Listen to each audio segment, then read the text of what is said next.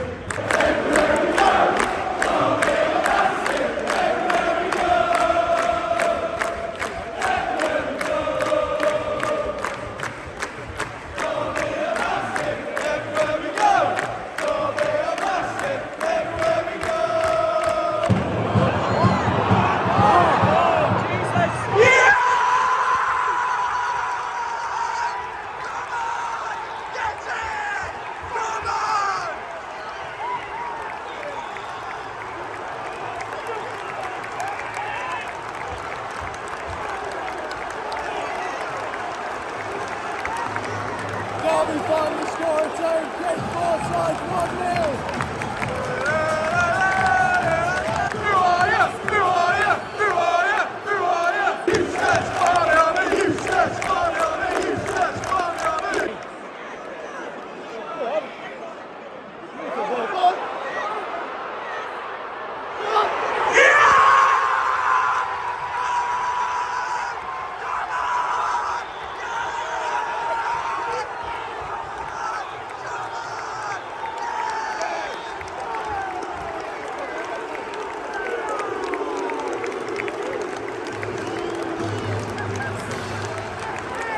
Adams with the goal, scrappy finish for 2-0.